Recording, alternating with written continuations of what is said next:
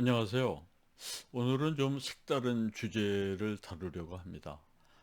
그래서 와인 이야기를 좀 해보려고 합니다. 특히 와인 영화를 하나 소개해 드리려고 하는데요. 사실 와인에 관한 영화도 꽤 많습니다. 가장 대표적인 거를 꼽으라고 하면 1976년에 파리에서 그 소위 파리 저지먼트라고 하는 그 파리의 심판이라고 하는 그 이 사건이 있었습니다. 와인 블라인딩 테이스트인데요. 그때 거기서 이 미국 와인이 이 프랑스 와인을 제치고 1등을 한 겁니다. 그래서 파리에 거의 쇼크를 준 사건인데요. 그거를 다룬 영화가 있습니다. 그래서 그게 와인 미러클이라고 하는 영화로 한국에서는 나왔는데요. 이 나파밸리의 그 샤또 몬텔레나를 중심으로 이제 그 1등한 와인의 이야기가 있고요.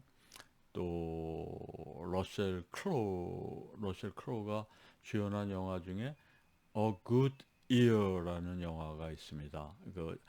아주 좋은 해라고 하는 거는 아마 와인의 수확이 가장 좋았던 해를 말할 텐데요. 영국 런던에서 그 금융업에 있던 러셀 크로우가 갑자기 그 파리 남부의 그 와이너리를 상속받게 되면서 이제 빨리 그걸 팔아치우려고 갔다가 와인의 매력에 빠지게 되는 이제 뭐 그런 영화도 있고요. 또 불고뉴의 그 이 와이너리를 상속받게 된 그 자녀들이 화해를 하는 뭐 그런 영화도 있고요. 또 Uncorked라고 하는 영화가 있는데요. 이거는 흑인이 주인공인데 흑인 부자의 어떤 갈등과 화해를 그린 영화입니다. 굉장히 개인적으로 좋게 본 영화인데 그 바베큐 식당을 운영하는 아버지는 아들이 자신의 가업을 잇기를 바랬지만 아들은 이제 와인 마스터의 꿈을 가지고 와인 공부를 하면서 이 아버지와의 그 겪는 갈등을 그리고 그 화해를 잘 그리고 있는 영화입니다. 오늘 소개할 영화는 아마 와인 영화 중에서 가장 유명한 영화일 겁니다. 사이드웨이스라고 하는 영화인데요. 그 사이드웨이스는 아마 그 이 영화가 나온 다음에 실제로 와인 소비에 굉장한 영향을 미쳤을 정도로 굉장히 그 파급력이 큰 영화였습니다. 이 사이드웨이스는 일종의 그 로드무비입니다. 와인 로드무비로 캘리포니아의 와이너리를 이제 이 여행하면서 그 일종의 그 젊은 이 두 사람이 그 한 사람이 결혼을 앞두고 있어서 이제 그 일종의 배철러 파티로 떠난 여행에서 우연히 이또 여자 두 명을 만나서 생기는 여러 가지 에피소드를 그리고 있는데 특별히 그 포도 품종 중에 피노누아에 대한 예찬으로 일관하고 있는 그러한 영화여서 실제로 그 피노누아로 만든 와인의 그 소비가 급증했다는 그러한 그 분석이 있습니다. 특히 미국에서요. 그래서 그 영화는 이게 이제 포스터죠. 그래서 여기 이제 네 명의 남녀 주인공이 있고요. 아마 이게 그 해 아마 베스트 코미디 영화였던 것 같습니다. 특히 그 여기 와인 매니아로 나오는 그 폴 지아메티 이 배우는 굉장히 내공이 있는 좋은 일종의 성격파 배우로 여기서도 아주 호연을 보여주고 있습니다. 특히 또 나오는 산드라 오 같은 그 배우는 아마 시트콤의 주인공으로도 나왔고요. 한국계죠. 아마 캐네디안 한국계로 제가 알고 있습니다.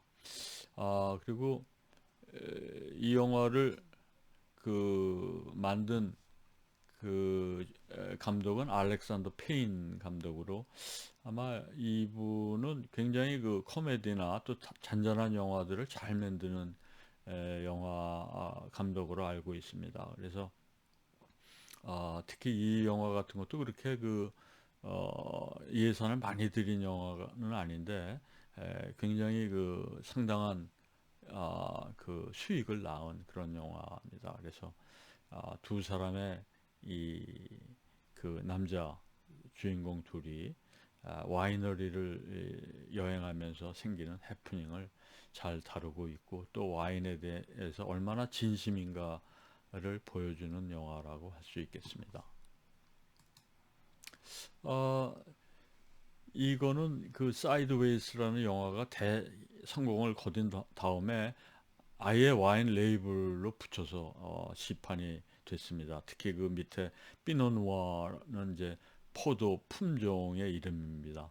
피노라고 하는 거는 이제 포도 품종의 그 이름인데 누아는 이제 이 블랙이죠. 그래서 사실은 피노 그리라는 그런 품종도 있고 피노 블랑이라고 하는 그 저 그 백포도주도 만듭니다. 그래서 그 이제 여러 가지 그 품종인데 피노누아는 이제 대표적인 이 말하자면 이 적포도주를 만드는 품종의 이름이라고 할 수 있겠습니다.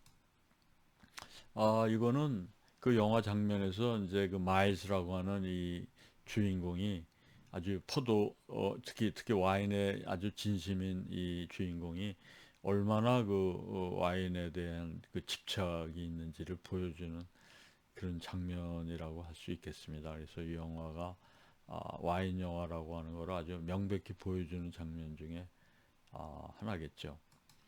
그리고 이 이제 그 야외에서 아주 단란한 그리고 또 아주 화기에 넘치는 그런 두 2대2의 어떤 그 더블 데이트 와인을 마시면서 아주 즐거운 대화를 하고 있는 장면입니다. 그래서 제가 여기서 이제 이 얼마나 마일즈가 이 피노누아에 대해서 진심인가를 보여주는 대사를 제가 한 꼭지 따왔습니다. 그래서 피노누아가 얼마나 아주 여리고 또 센시티브하고 아주 그 여성적인 그 감성의 품종인지를 보여주는 그러한 대사입니다. 그래서 제가 한번 읽어 보겠습니다. 마야는 이제 그 상대 여자인데요. 그래서 이 마일즈가 피노누아에 꽂혀 있는 거를 이제 알고 물어봅니다. 왜 피노에 꽂혀 있습니까? 당신이 뭔가 중요한 이유가 있을 것 같아요. 그러니까 이제 마일즈가 피노는 기르기가 굉장히 어려운 품종입니다. 껍질이 얇고 기후에 민감하고 일찍 수확하고 까베르네 소비뇽이죠. 처럼 아무 데서나 자라고 돌보지 않아도 쉽게 자라는 그런 품종이 아니에요. 피노는 끊임없는 관심과 돌봄이 필요하죠. 굉장히 그 어떤 여성적인 성향의 어떤 품종이라고 할 수 있겠습니다. 그래서 실제로 작고 한적한 특정 지역에서만 재배가 가능하고 지극히 인내하고 정성을 들이는 농부만이 재배할 수 있는 것이죠. 비노의 잠재력을 이해하려고 시간을 쏟는 사람만이 그 잠재력을 활짝 피울 수 있죠. 그리고 이 향기는 그 피노누아의 처음에 나오는 그 부케 그 아로마는 정말 대단한 꽃향기와 과일향을 갖고 있는데요. 하여튼 그래서 잊을 수 없는 정도로 눈부시며 황홀하고 섬세하며 지구상에서 오래된 향을 가진 품종이에요. 이렇게 지금 그 피노누아의 그 품종의 그 재배의 어려움 그리고 또 그 피노누아로 만든 그 와인이 얼마나 그 아름다운 향을 갖는가를 이제 설명해주고 있는 그런 대사라고 할 수 있겠습니다. 아, 이제 그리고 나서 마일즈가 다시 마야한테 물어봅니다. 와인이라고 하는 것은 당신에게 어떤 존재인가요? 와인의 정의가 무엇일까요? 당신에게는 그런 질문을 하면서 이 와인이 어떤 살아있는 생명체라고 하는 것을 이 영화는 관객들한테 들려주고 있습니다. 그 대사를 보면요, 마일즈가 묻습니다. 당신은 왜 와인을 좋아하게 됐습니까? 마야가 대답합니다. 와인이란 멋진 살아있는 생물이죠. 저는 이런 것들을 생각하길 좋아해요. 포도가 자라던 그에 무슨 일이 있었는지, 햇빛은 어땠는지, 비는 왔는지, 또한 포도를 경작하고 수확한 모든 사람들에 대해서 생각해 보죠. 그래서 만약 오래된 와인이라면 그걸 수확한 농부들 중에 지금쯤은 상당수가 죽었겠죠. 와인이 끊임없이 진화하는 것도 좋아요. 오늘 오픈한 와인의 맛은 다른 날 오픈했을 때 맛과는 다를 테니까요. 왜냐하면 와인은 실제로 살아있으니 말이죠. 끊임없이 맛이 깊어지고 복잡 미묘해지죠. 당신의 61년산 와인처럼 정점에 이를 때까지요. 그러다가 마침내는 서서히 필연적으로 쇠락의 길로 접어들죠. 이제 이처럼 와인이 일종의 우리의 인생과 같다고 하는 것을 강조하는 것 같습니다.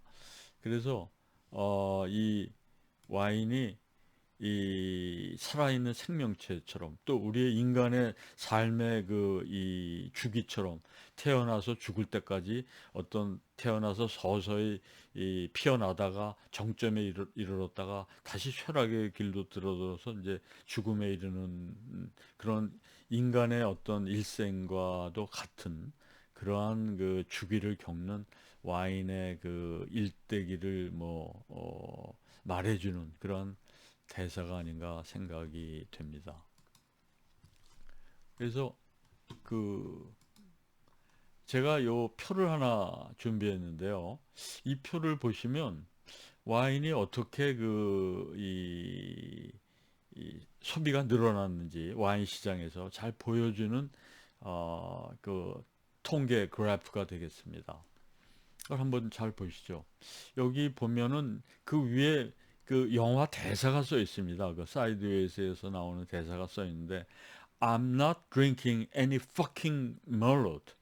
이 merlot는 이제 이 피노누아의 어떻게 보면 일종의 반대되는 그 품종인데요. 사실은 까르보네 소비뇽, 이 merlot, 이 프랑스 말로는 메르로라고 하는데 메르로하고 피노누아는 어떻게 보면 3대의 그 가장 중요한 포도 품종인데요. 이 가령 보르도를 중심으로 제가 좀 말씀을 드리면 보르도의 그 유명한 와인 산지 중에 이제 그 지롱드강의 그 왼쪽 그 왼편의 이 언덕에서는 이 까베르네 소비뇽을 이제 주로 하는 아주 좋은 와인들이 많이 납니다. 소위 생줄리앙이나 뭐 뽀이악이나 이런 데서 그랑크리 1등급 와인들이 생산되는데 이 와인들은 대개 까베르네 소비뇽을 이제 그 주품종으로 하고요. 물론 멀럿도 이제 쓰고 있습니다만 그 지롱드강의 우안 라이트 뱅크 쪽에는 주로 이 심는 품종이 메를롯입니다. 이 메를롯은 이 진흙과 같은 토양에서 잘 자라는데 그쪽 토양이 이제 그런 클레이 토양이고 이 좌안 쪽은 자갈밭입니다. 그래서 자갈밭처럼 그런 험한 데는 이 까베르네 소비뇽이 잘 자라는 그런 품종이죠. 그래서 이제 그 상테밀리옹이 이제 우한 지역인데 그런 지역에서 나는 이 포도는 대개 머롯, 그 메를로가 주품종으로 쓰이는 이제 와인이 되겠습니다. 근데 이 주인공 그 마일스는 죽어도 멜롯으로 만든 와인을 싫어합니다. 죽어도 안 마셔요. 그래서 지금 그 대사가 그겁니다. 어느 이제 와인 마시러 가는데 그 와인이 멜롯으로 만든 와인이라면 나는 죽어도 내 목 같은 그 멜롯 와인은 안 마시겠다. 뭐 이런 이제 그 자기의 주장을 내뱉는 그런 그 영화 대사가 있는데 그거를 이 그래프 위에다가 갖다 집어넣습니다. 그래서 멜롯은 사실 까베르네 소비뇽보다 이제 크기도 크고 이제 이 포도송이가 좀 굵죠. 그래서 약간 그 태닌도 적고 그래서 부드러움을 많이 주는 그러한 이제 품종입니다. 상대적으로. 그래서 이 그래프를 보면 세 개의 품종이 있죠. 제일 위에는 피노누아입니다. 피노누아는 보시면 알겠지만 그 2000년대 초반에는 굉장히 그 소비가 낮은 수준이었습니다. 그러다가 2005년 사이드웨이스가 릴리즈 된 다음에 급격한 이 성장세를 보이고, 이 회색으로 표시된 그 까르보네 소비뇽 같은 거는 아, 2005년 전후로 봐도 점진적인 그러한 이제 이 성장세를 보이고 있는 품종이고요. 멜롯, 그 멜롯만 보면 이 저 푸른색으로 나타나는 것은 2005년을 중심으로 오히려 그 포도 소비가 이 점점 줄어들고 있는 그러한 그 어, 표를 볼 수가 있겠습니다. 이게 아마 소비를 표시하는 건 아니고 아마 그 경작지를 표시한 것 같군요. 캘리포니아 와이너리의 그 에이커의 체인지를 보니까 이 사이드웨이스가 나오고 나니까 이 피노누아를 심는 그 와이너리가 굉장히 급증했고, 오히려 멜롯은 그 심는 경작지가 줄어들었다라고 하는 것을 보여주고 있는 것 같습니다. 그래서 그 마지막으로 영화 장면을 하나 소개해 드리겠는데요. 이거를 보시면 이제 주인공 마일스가 사실은 이제 이혼인지 별거인지 해서 이제 부인하고 어, 떨어지게 됐는데 별거 중이죠. 그런데 어떻게든지 다시 합치려고 노력을 많이 했습니다. 근데 노력이 실패로 돌아갔어요. 그래서 자기가 다시 부인과 리유니언 했을 때 애니버서리에 마시려고 준비해둔 와인이 있는데, 그 와인을 같이 마실 수 없게 되니까 혼자 이 일종의 맥도날드 같은 이런 그 음식점에 와서 몰래 그 종이컵, 그 옛날에는 그 미국에서 그 스티로폼 같은 그 이 재질로 만든 그 컵들이 있었는데 거기다가 와인을 따라 마시는 장면입니다. 혼자 쓸쓸히 그 맥도날드 같은 데서 그냥 혼자서 그 와인잔도 없이 그냥 일회용 잔에다가 마시는 주인공의 모습을 보여주고 있습니다. 그래서 여기를 보시면 다음 장면을 보시면 그때 마신 와인이 샤또 슈발 블랑입니다. 여기 아까 대사에도 나왔지만 1961년산을 얘기하고 있는데, 제가 알기로는 20세기의 가장 좋은 빈티지 해가 바로 1961년으로 알고 있습니다. 1961년에 뭐 샤또 마고라든지 무통 로실드 같은 그러한 그랑크리 1등급 와인은 가끔 영화 같은 데서 그 주문하는데 61년산 뭐 배트리스를 달라 뭐 이런 그 대사들이 나올 정도로 61년은 20세기의 100년을 통틀어서 가장 훌륭한 그 빈티지의 와인이 나오는 해라고 알고 있습니다. 그래서 이 영화에도 61년 빈티지가 나오고 있습니다. 그래서 여기 생트멜리옹에 에서 나오는 와인인데요. 여기 두 개의 동전과 같은 그 메달이 붙어 있는데, 이거는 그 19세기의 그 만국 박람회 때 그 슈발블랑이 받았던 금메달과 동메달을 그 레이블에 집어넣은 것입니다. 근데 슈발블랑이라고 하는 것은 일종의 백말을 말하는데요. 이거는 사실 시가로 뭐 최근 것만 해도 한 거의 100만 원 가까이 줘야 마실 수 있는 와인이라 뭐 감히 제가 마실 엄두도 못 내고 있는데, 이거는 이 슈발블랑은 만화 영화 라따뚜이에도 이 슈발블랑이 나오는 장면이 있습니다. 근데 이제 저는 이제 이렇게 이제 고가의 와인을 못 마셔 봤지만, 이게 생테밀리온 그랑크리 1등급 와인인데 샤또 오정과 함께 가장 좋은 이제 와인이죠. 아, 그런데 저는 이걸 못 마셔봤지만 그 슈발 루아는 마셔봤습니다. 오히려 슈발 누아라고 하는 좀 가성비 있는 싸구려 와인이 있는데, 슈발 누아는 무슨 말이냐면 백말이 아니고 여기 이 제목처럼 흑말입니다. 누아는 이제 블랙이니까. 그래서 그 흑마의 말에 이 레이블에 있는, 그래서 뭐 슈발 블랑은 못 마셔봤지만 슈발 누아는 마셔봤죠. 어, 그리고 마일스의 컨트러딕션이라고 제가 붙였는데, 이거는 뭐냐면 이 모순입니다. 사실은 이 영화 마지막에 나오는 혼자 마시는 슈발블랑을 마시는데, 처음에는 감독이 이 생떼밀리옹 그 옆에 있는 그 뽀므롤 지역이라고 하는 조그만한 그 지역이 있는데, 거기서 페트루이스라고 하는 최고의 와인이 나옵니다. 페트루이스는 이제 그 피터라는 뜻인데요. 베드로죠, 베드로. 그래서 그 레이블에 보면 그 베드로의 그 천국의 열쇠가 있습니다. 그래서 이 페트루이스는 놀랍게도 멜로 품종을 100% 사용하는 와인입니다. 그래서 이 페트루이스는 보통 지금 시가로 하면 뭐 보통 한 500만 원 이상을 줘야 마실 수 있는, 뭐 심지어 뭐 빈티지에 따라서 한 1000만 원 정도도 하는데요. 그만큼 좋은 와인이고, 뭐 엘리자베스 여왕이나 케네디 대통령이나 뭐 이런 사람들이 좋아하는 와인이니까,